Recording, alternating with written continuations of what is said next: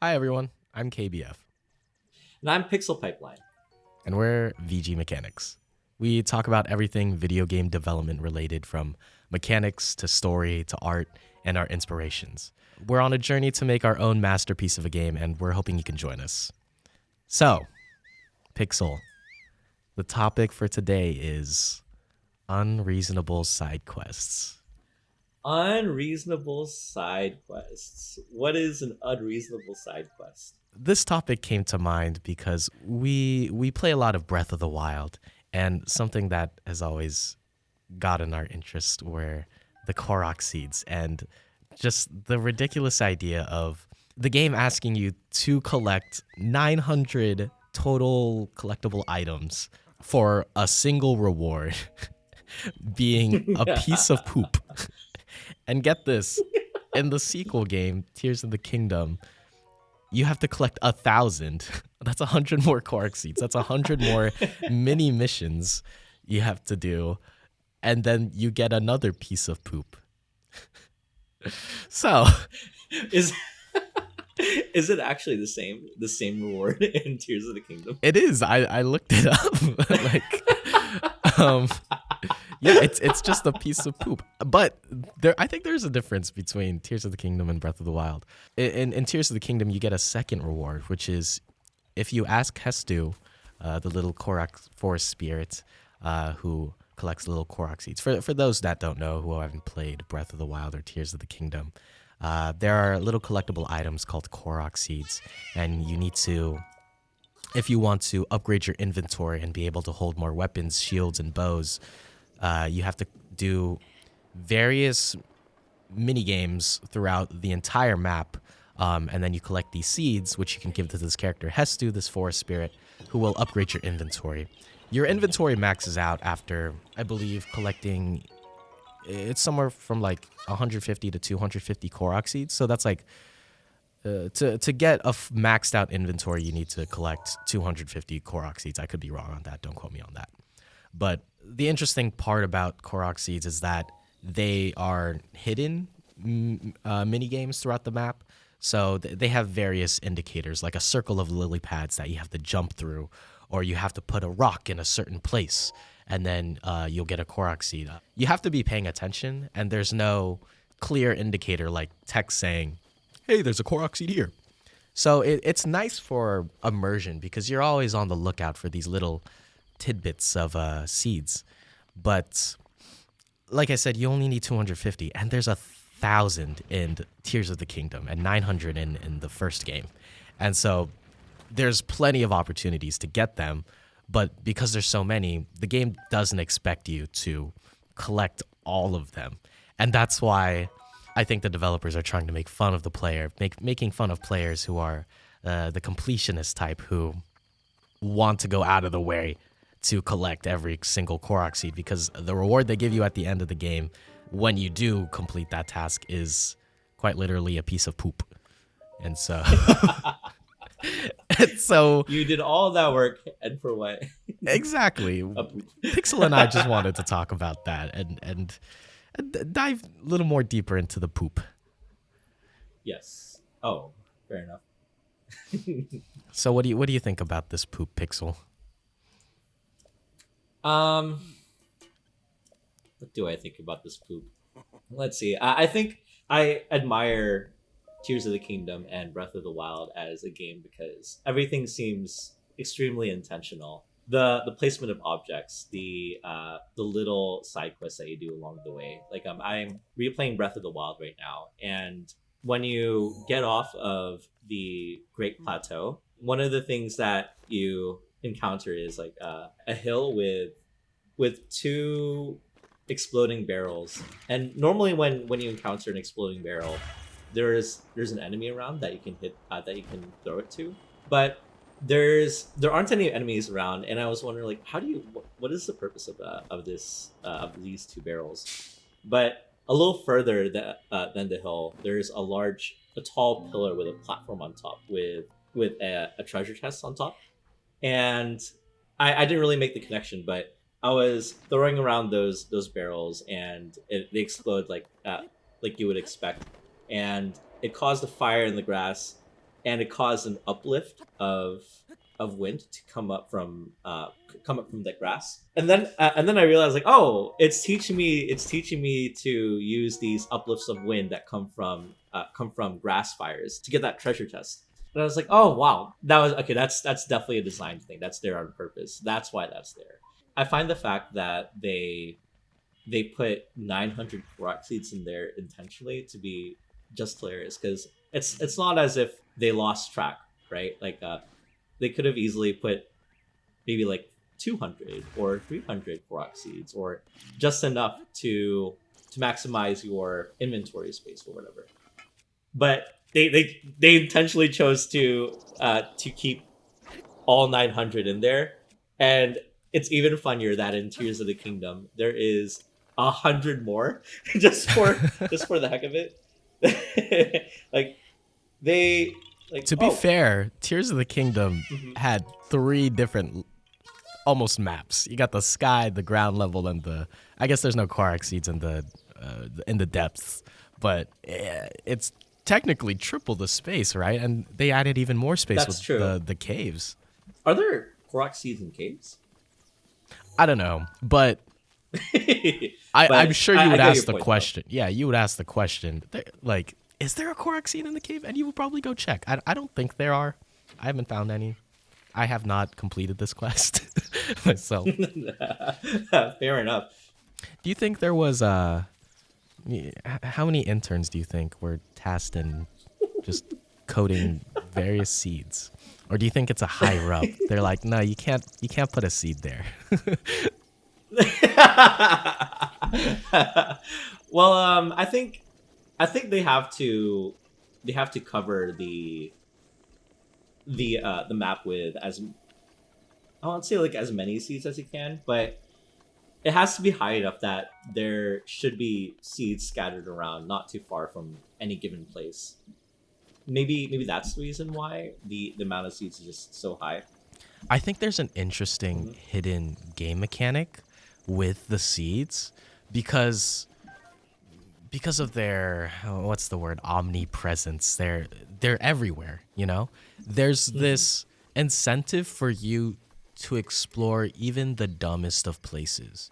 For Breath of the Wild, I think one of the most fun things was just waiting 2 minutes just to climb a cliff face, and then from a distance it just looks like a blank mountain, but you're in your mind you're thinking that mountain looks a little too tall.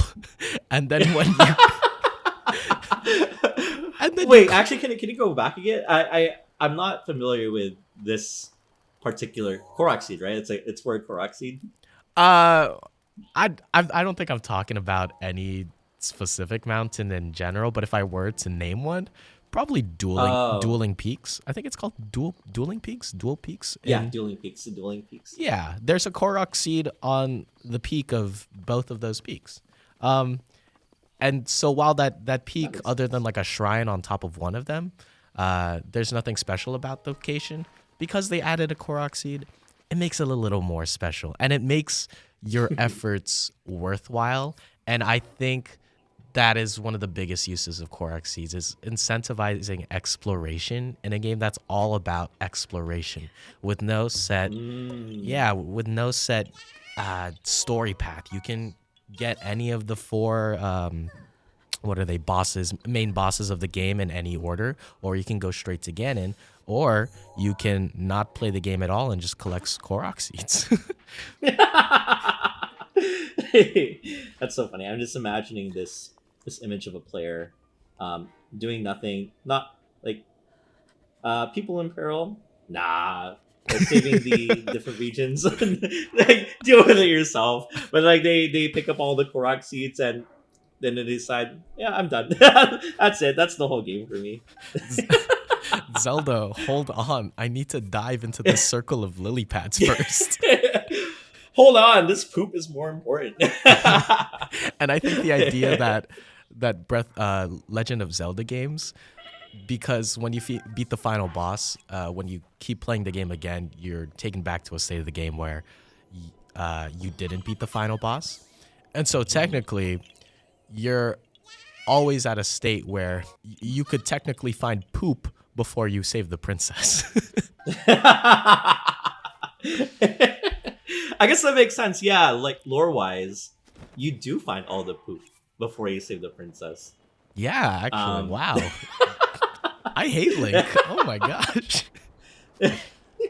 At least with that's pretty Mario, funny. you can save the princess and then go explore worlds only after saving the princess.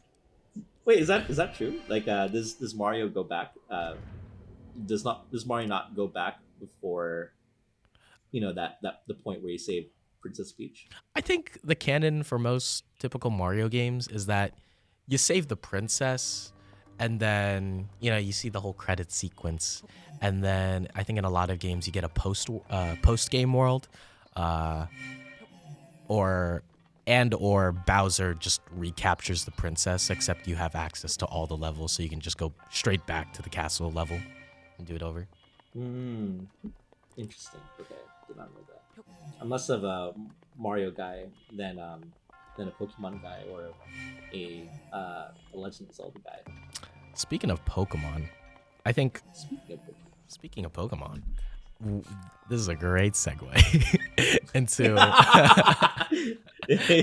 guys. This is our first podcast, and so we're still figuring this out, and we're trying to figure out how to change topics. And this is my attempt, but in the discussion and topic of unreasonable side quests, this made me think about the side quest of completing the Pokedex. This is probably one of the most famous side quests, and it could be argued that it's a main quest because it's the whole mantra of the franchise of gotta catch them all.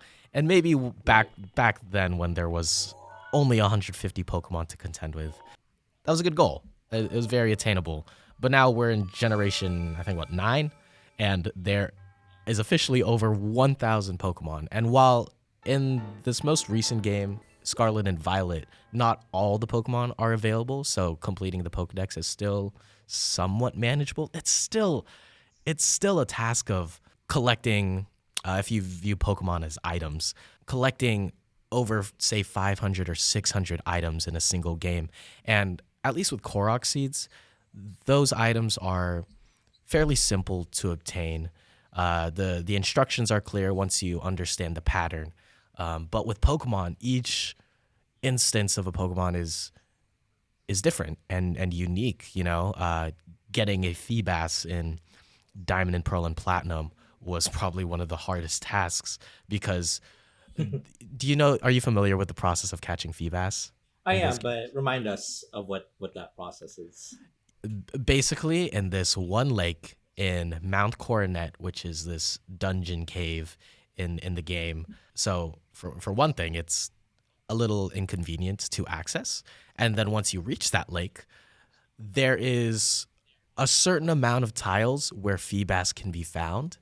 And I think the encounter rate for Feebas in those specific tiles is insanely low, something like 5 or 1%. So not only do you have to get the correct tile to fish for Feebas, but you also have to be patient enough to go through a large enough data set to be sure that Feebas is or is not in that tile of water. And this is the only way to get Feebas in the game without trading. And if you're out to complete the Pokedex, you'll have to go through that process. And there's a bunch of other annoying Pokemon, such as the honey tree mechanic, where you have to wait a certain amount of hours, and then you don't even know if the Munchlax or Heracross that appears will be tied to that specific honey tree, because it's different for every. Not sure if it's for every save file or game, but it's different every time.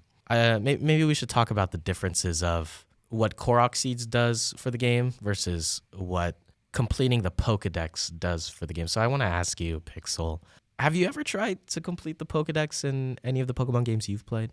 Oh yeah, absolutely. I view the completion of the Pokédex to be one of the main things to do in the game. And in when I was a kid, I always tried my best to catch all the Pokemon I could. But one of my main frustrations was the fact that you had to have access to both versions of the game to get all of the Pokemon. Because, for example, the first Pokemon games that I played were the Gen 3 games, Ruby, Sapphire, and Emerald.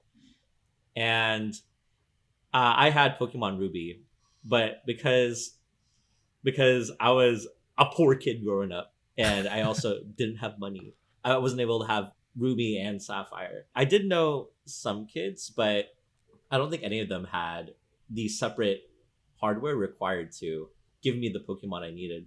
I was just stuck with most completion, but not 100% completion, which really frustrated me as a child.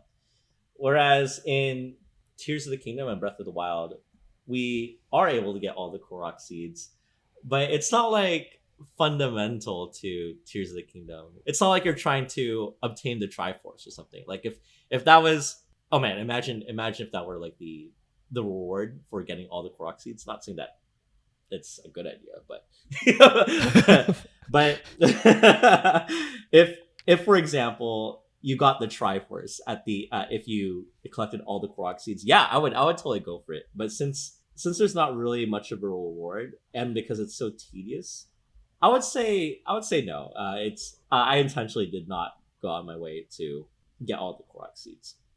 What about you? Have you ever attempted to get them all? I've thought about it. I think my record was 5 or 600 because I thought you were gonna.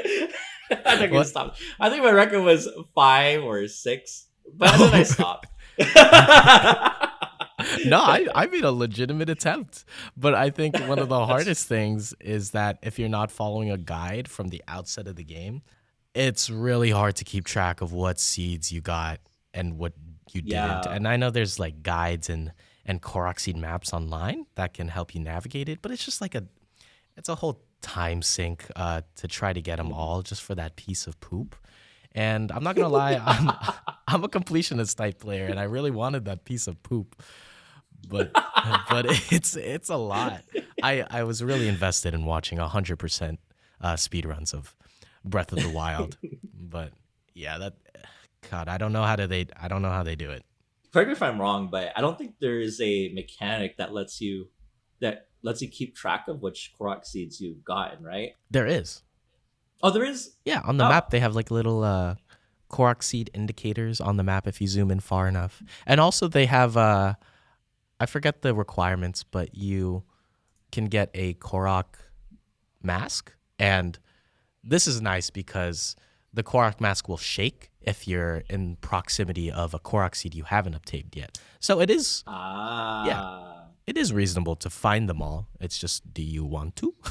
At a certain point, putting a rock in a place is going to get repetitive. I'll be honest. I didn't know about that feature where the map keeps track of which Korok seeds you've gotten already. Is that just a Tears of the Kingdom feature, or is it also in Breath of the Wild? Nah, it's Breath of the Wild. Oh, okay, okay, okay. To be honest, that changes things a bit. Uh, because I think one of the downsides to such a grindy quest is that there's not that much that helps you. At least that's what I was gonna say. Like, I was gonna say that if there was such a tool that would help me keep track of which Korok seeds I've already gotten, then I would have gotten them already, or I would be more motivated to get them. But now that I know that that tool exists, I think I'm actually gonna try to get them all. Oh, Um, so it makes it but more yeah, manageable for you. yeah, yeah. But to be honest, I think that proves the point. Like, if it's difficult to accomplish a grinding quest because of the lack of tools or a bad user experience or bad like player experience, then I think like a grinding kind of quest is bad. Like if you're gonna put a grinding quest in your game, then at least make it reasonable. Like the quest itself can be frustrating, but there's a boundary between grindy and just bad. If that makes sense. You I, you know what I mean? I want to ask you because we Hmm. talk about this word grindy, and I think there's this inherent meaning behind grindy. Anything associated with Mm. grind is tough, painful. It's work, and so games are all about escapism and having fun. So why would you want to subject your player to a process of grinding? So I guess my main question here is what would make grindy objectives worth it for you? What kind of rewards need to be in store for you to Right. collect all 1,000? Well, I think you can agree with me here because you're also like a completionist kind of person. Just the act of completing in a game is inherently satisfying. So I think players would go for it anyway, even if there were no tools or something. It would kind of be like a bragging right kind of thing. Actually, I think that's the main reason why I would go on a grindy quest like that. We're speaking for like completion specifically, like completing the Pokedex or getting all the Korok seeds. That's actually like the main motivator for me. Is it the same for you? You talk about bragging rights. I will brag to anyone that I completed the Pokedex in this so and so game, or I'll be like, yeah, how many Korok seeds did you get? Yeah, well, I got 500, 600. So, I'm better than you. But That's true. that's really interesting because I think it brings up this point of a game mechanic that extends to community, something external to the actual game. Like your motivation for completing something is not for the piece of poop at the end, but for the bragging right that you get outside of the game, and that comes with community. And I think a lot of games will not reward you for completing the game under a specific time limit, for speedrunners. But now now that there's this whole speedrunning community for so many games, you have incentives to play games differently. And I think when game developers are aware of that, there's a lot more options to see how your game will impact the player, not just in its direct experience and story or gameplay, but through how they want to play the game and how it will affect their interactions with others. Right. That makes total sense. I think also the reward at the end does help a lot. And I'm not necessarily saying like whether or not the reward is good, but just the fact that there is a reward for completing a grindy portion of the game. For Pokemon in Gen 3, I believe there's an interesting reward for completing the Pokedex, but I'm forgetting off the top of my head. Do you remember what that is? Yeah, I have it here in my notes. For Pokemon Ruby and Sapphire, and then for Pokemon Emerald, there are different rewards for each. In Ruby Sapphire, you'll, as in most Pokemon games, you can go to a specific location in the game where the game director of the game is. When I say game director, I actually mean the game director. So like the company was Game Freak that produced most of the Pokemon games, and so you can talk to the Game Freak director in the game. It's what's the word? It's self-referential, whatever. Anyways, you talk to this game director, and then they congratulate you for completing the Pokedex, and then they give you a certificate, a diploma of completion. And so, in a practical sense, it doesn't do anything for gameplay. It's, again, more bragging rights, but it's cool to have. And back when, in the times of Pokemon Red, Blue, Yellow, where there was what's called a GameBoy Printer, you could physically print out the diploma if you got that from the game. You would actually have a piece of paper with like the words printed on it, congratulations for completing the Pokedex. But going back to your question of what happens in Ruby, Sapphire, and Emerald, nothing happens in Ruby Sapphire other than that diploma, and then you get a little star on your trainer card. But in Emerald, you actually get a Johto starter, which is the only way to get. Right. I guess it makes sense for Pokemon specifically because the act of catching Pokemon is kind of the point. It is the motivator for the entire series. It would make sense that if you complete a significant part of the Pokedex, I think it's just like the local Pokedex, right? Then your reward is, guess what? More completion. To give you a bigger Pokedex. Yeah. You thought you were done. Yay! You thought you were done. That's true. And I guess it's kind of funny for Breath of the Wild in that like it's kind of similar. There's a funny analog there where if you get all the little pieces of poop, what do you get? I totally forgot about that. The Korok seeds are just poop. Yeah.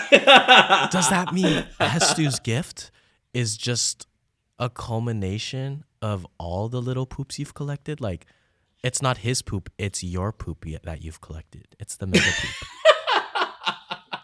like, like he's been following me this whole time. Every new seed, he just adds it to the pile. Adds it to the pile. I don't like. There's no way he can fit all 1,000 of those seeds in those little maracas of his, right? Dude, that is really compressed poop. Or it really is a. You know, wait. His power is inventory expansion. He can literally warp space and time. So maybe those maracas are actually magical. In that way. My God. Man can warp space and time and decides to make more space for poop. Oh, man. So funny. But it is nice that you get a Johto starter, because that's the only legitimate way to get those starters in that game. Definitely. Yeah. Did you know in Pokemon Black 2 and White 2, if you don't even have to catch them all, but if you've seen every Pokemon in the local Pokedex, you get access to a new location called the Nature Preserve, where you can catch a shiny Haxorus. And a Haxorus, if you don't know, is like the Dragonite of that game. It's a pretty sick shiny to get. It's not like you're getting a shiny Hoppip. Actually, to be honest, I think any reward at the end would any shiny, I mean, like, would be an interesting reward to get at the end. But the fact that it's a Haxorus is pretty wild. I think it's great that you get that the reward is a shiny Pokemon, because although it does not change your gameplay, it changes like a quality. It's not necessarily a quality of life improvement, but it's a nice customization. So it's an in-game bragging right. It's not like you're flaunting Hestu's gift everywhere you go, but at least with a visual upgrade to either your Pokemon or maybe to your like armor. It's this badge of honor, which is nice. Right. And I'm actually curious. Do you think the specific reward you get at the end of such a quest, do you think that matters to you? For example, let's say a like long for quest. the breath. Yeah, for like for example, for completing the Pokédex in Black and White, if you got, let's say that instead of getting a shiny Haxorus, you did get like a shiny. What did you say? A shiny Hoppip. A shiny Hoppip. Would that change? Would that change like how you view the quest? Like, would it be still worth it to you? Maybe it depends on the player. I think for me, it would be worth it, because the fact that it's a shiny Hoppip now does not make the Pokemon cool. It makes it hilarious. Like, wow, you do all this work and they, for me, shiny Hoppip is the equivalent of big poop. Actually, yeah. So it doesn't matter. It does matter a lot, because at least with a shiny Haxorus, you're gonna be using a shiny Haxorus if you ever go back to the Elite Four. Are you gonna use a shiny Jumpluff when you go back to the Elite Four? Maybe, but I think in that game at least, they really made an effort of like giving you a reward that would mean something for your gameplay. That makes sense. Yeah, I think it would be the same for me in the Pokemon case. If it was any shiny Pokemon, I think I would be personally happy. But now that I think about it, because the catching all the Pokemon is one of the main drivers behind Pokemon itself, I think the reward should be fitting. Whereas like for Breath of the Wild, Tears of the Kingdom, with the case of the Korok seeds, it doesn't really matter too much. Because it's not like finding the Korok seeds is central to the theme or the story. Yeah, so maybe in general, it would depend on how important thematically the completion quest is, the grinding quest is. Yeah, I think themes is very important when it comes to longer quests like these. And I think Korok Seeds and the Pokedex both serve their game well in terms of themes. Breath of the Wild, it's about exploration, and that's exactly what Korok Seeds do. With Pokemon, it's about encountering every single Pokemon there is, and in a sense, that is also exploration. Another thing to note is that we live in a world where we have access to internet, and now we have all these communities and forums. Back in our day, we had scarce, terrible quality YouTube videos telling you how to catch this certain Pokemon in this certain place, you know? But nowadays we have so many resources.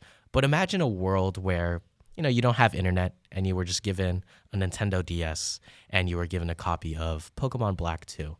And, you know, this professor character tells you to go out in the world and see all the Pokemon. And you do just that.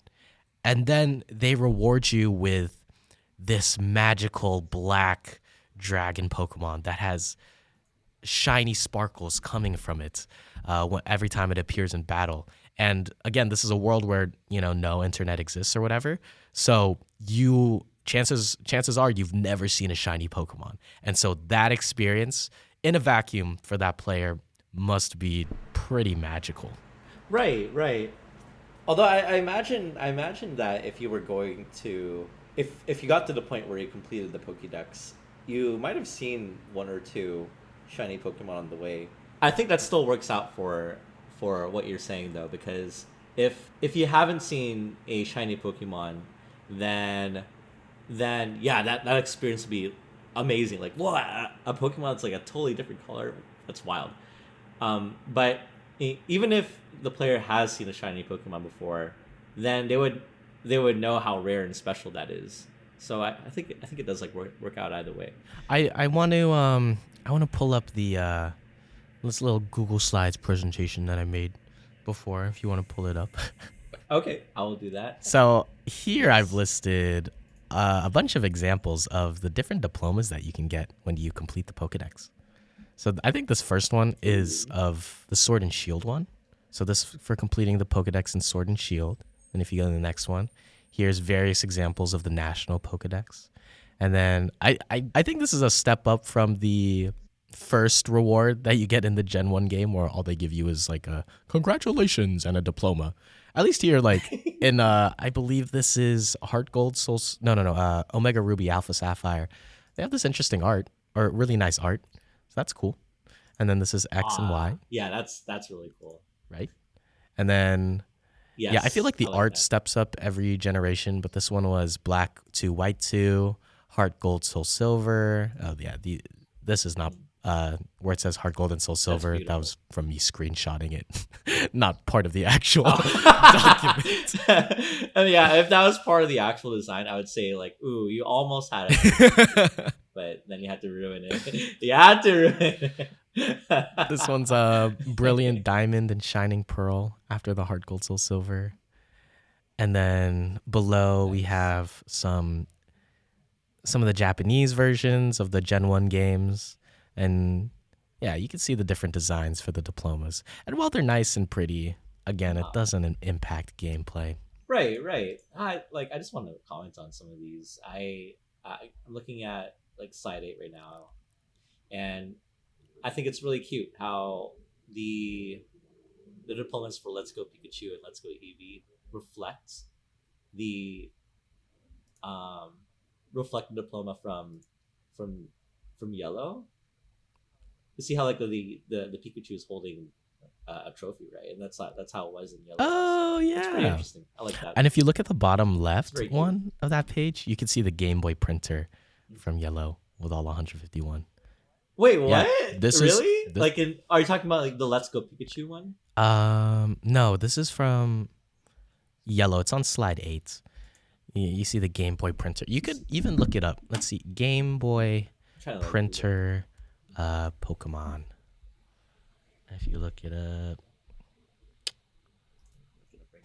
yeah, you would literally print out your diploma. It's great, and you can show your mom, and then she'll put it up on the fridge, and then when you're not looking, she'll take it down. Look, Mom. Oh my god! Look what I did instead of studying. I got all 151. Oh my gosh.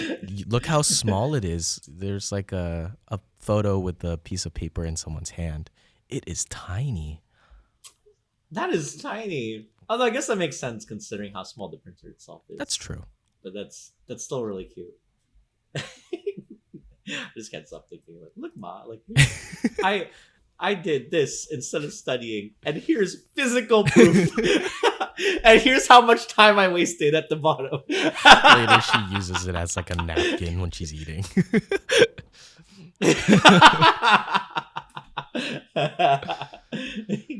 If Mom's not gonna put it on the fridge, then I will. It's funny. Is there anything else you wanted to cover when it comes to unreasonable side quests? And Yeah, I was curious. We talked a little bit about the rewards, and I wonder for the Korok seeds, for example, is there a kind of reward that you would get that would not make it worth it, or would make it even more worth it to get the Korok seeds? In my opinion, the worst kind of reward you could get is zero recognition at all, because imagine if you got all the Korok seeds, you gave them all to Hestu. You just came from the Hebrew Mountains, because that's where the last Korok seed in was. the corner of You the map. braved the ice and the wind. Yeah, and then you tread back to Hestu with the last Korok seed in your hand, give it to him, and he says, "Wow, thanks." And then that's it. Like nothing else happens. I think that would actually be worse. At least there's I poop. cannot think of a worse thing. Yeah. At least like with the poop at the end that we currently get, there's recognition. But I think no recognition would be even. You know worse. what I think would be even worse than no recognition? Oh, Hestu tells you what? that there's another Korok seed out there, but there isn't. But there is. Imagine you look at your inventory and you're like, I have 1,000 Korok seeds. What are you talking about? You're telling me there's 1,007?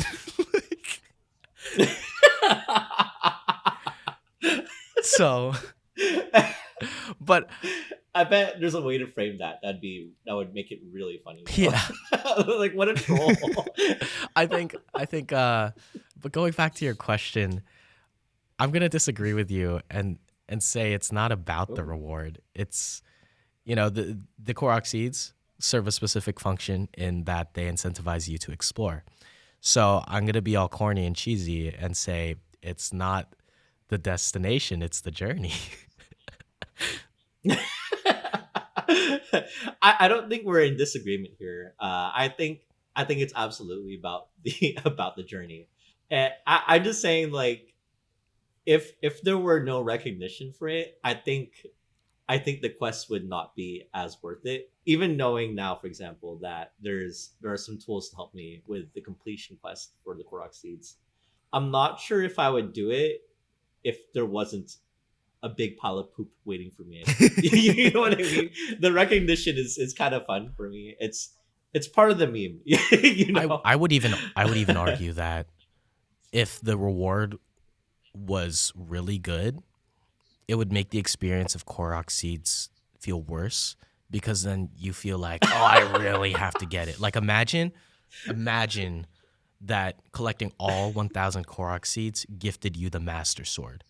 Guarantee you, oh my that God. game would be terrible. No one would like. You know what? Yeah. Right? I absolutely agree with you. It's like that's so funny. I think another example is in Pokemon, where you don't want to be spending your time grinding wild Pokemon just to level up to, beat the next gym. And so I think we talk about we've referenced these long quests as grinds, but I don't think the best side quests are ever grinds, because you want to be having fun when you're playing the game. And so if you ever feeling like you're doing homework or you're doing work just to accomplish this specific task and get this specific item, is that really good game design at the end of the day? Journey, not destination. That's fair. Yeah, I totally get what you mean there. Going back to your point about if the reward you get at the end of getting all the Korok seeds were really important, then it would be actually really bad. I totally agree with you, because that shift from the reward being optional to it being required, that does make it worse. Because if the player is doing this out of their own volition, like you said, then it's at least it's their choice. It sucks, but at least they're choosing to do it. Whereas if you needed to collect all the pieces of poop just to get the Master Sword. Hestu just had the Master Sword in his maracas this whole time. This whole time.